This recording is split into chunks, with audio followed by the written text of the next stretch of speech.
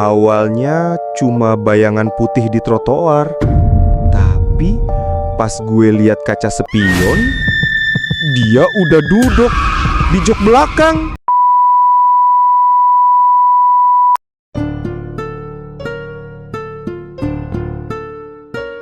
Assalamualaikum. Halo guys, balik lagi bersama gua From Me to You. Untuk kesempatan kali ini, di konten kedua gua mau cerita tentang terowongan Casablanca, arwah wanita korban kecelakaan. Jakarta, kota yang tak pernah benar-benar tidur. Tapi di balik gemerlap lampu dan deru kendaraan, ada tempat yang menyimpan cerita yang tak semua orang berani membicarakannya. Terowongan Casablanca bukan sekadar jalan penghubung, tapi lorong yang menyimpan jejak dari arwah yang belum pulang. Dulu, ada seorang mahasiswi muda yang tewas tragis dalam kecelakaan di terowongan ini. Mobilnya terbakar dan tubuhnya ikut hangus karena tak seorang pun berani menolong.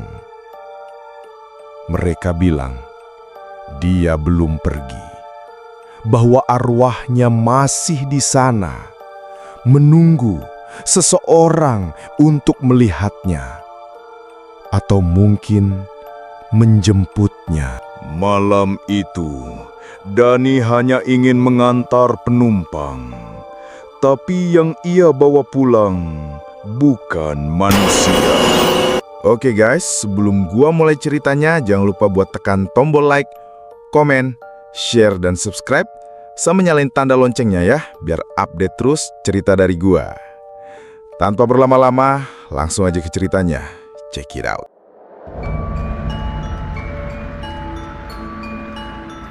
Terowongan Casablanca di Jakarta bukan sekadar jalur penghubung antara Kuningan dan Tebet. Sejak kecelakaan tragis yang menewaskan seorang wanita muda di awal tahun 2000-an, tempat itu menjadi salah satu lokasi angker paling terkenal di ibu kota. Wanita itu konon tewas terbakar dalam mobilnya yang terguling di dalam terowongan, setelah pengemudi lain enggan berhenti menolong. Sejak itu, berbagai penampakan dan kejadian tak masuk akal mulai bermunculan. Dani, seorang pengemudi ojek online, mendapat order malam dari pelanggan misterius. Rute tercepatnya harus melewati terowongan Casablanca. Ia sempat ragu, karena cerita horor tentang tempat itu sangat sering ia dengar. Tapi karena waktu sudah lewat tengah malam dan jaraknya dekat, ia memutuskan tetap jalan. Motor metiknya melaju masuk ke dalam terowongan yang saat itu sepi dan berkabut tipis.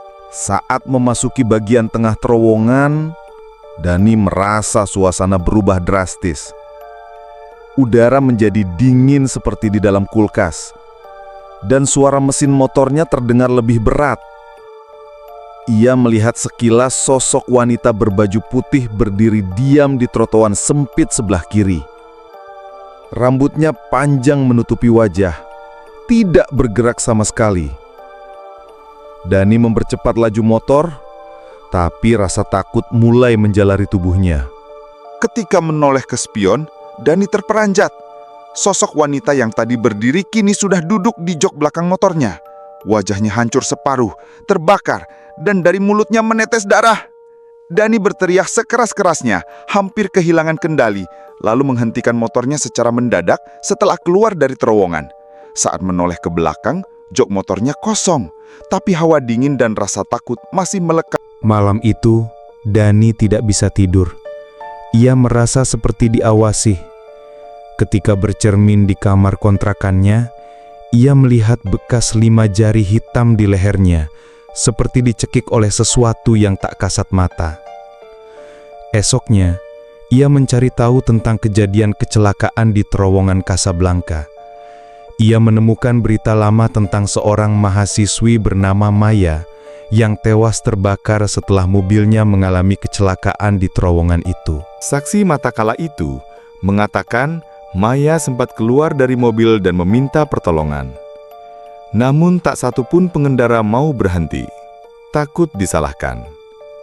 Beberapa detik kemudian, mobil meledak dan tubuh Maya hangus terbakar.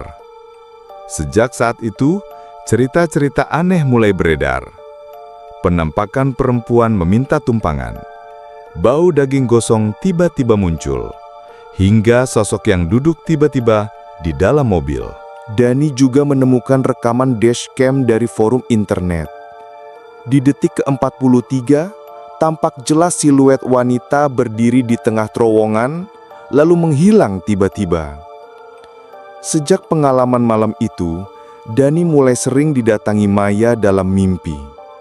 Maya menangis dan memohon, "Tolong, jangan biarkan aku sendiri." Dani merasa Maya belum tenang dan belum menerima kepergiannya. Ia pun nekat kembali ke terowongan Casablanca pada malam Jumat, membawa bunga dan doa. Ia letakkan bunga di pinggir terowongan, membaca doa perlahan. Saat hendak pergi, ia mendengar bisikan pelan di telinganya, "Terima kasih." Dani menoleh, namun tak ada siapa-siapa. Hawa dingin perlahan mereda, dan ia merasa lebih tenang dibanding sebelumnya. Sejak saat itu, Dani berhenti menerima orderan malam. Namun, ia tahu Maya belum sepenuhnya pergi. Sesekali ia masih melihat sosok wanita berbaju putih dari kejauhan, terutama saat hujan turun. Tapi bukan lagi dengan wajah marah, melainkan seperti seseorang yang sedang mencari jalan pulang. Ia percaya arwah Maya belum benar-benar damai. Penuh kesadaran, terowongan Casablanca tetap menjadi bagian dari lalu lintas Jakarta yang sibuk. Tapi di balik dinding beton dan lampu jalan itu, ada kisah yang tak bisa dijelaskan oleh logika. Mungkin sebagian menganggapnya sekadar mitos, tapi bagi orang-orang seperti Dani, terowongan Casablanca bukan sekadar jalan. Itu adalah tempat di mana arwah Maya masih menunggu untuk dipulangkan. Sampai hari ini, Dani tak pernah lagi melewati terowongan Casablanca. Setiap kali mendengar suara motor di malam hari atau bayangan putih di sudut matanya, ia selalu teringat bahwa arwah itu belum pulang. Mereka bilang yang tertinggal di terowongan itu bukan hanya trauma, tapi jiwa yang masih menunggu seseorang yang mau mendengarkannya. Itulah kisah misteri terowongan Casablanca. Apakah menurut kalian, sosok itu benar-benar arwah yang belum tenang? Atau hanya ilusi dari rasa bersalah manusia? Tulis pendapat kalian di kolom komentar. Dan, kalau kalian punya pengalaman serupa, jangan ragu buat kirim ceritanya. Dan ingat, jangan pernah mengabaikan bisikan dari tempat yang seharusnya sunyi. Sampai jumpa di cerita horor berikutnya. From me to you.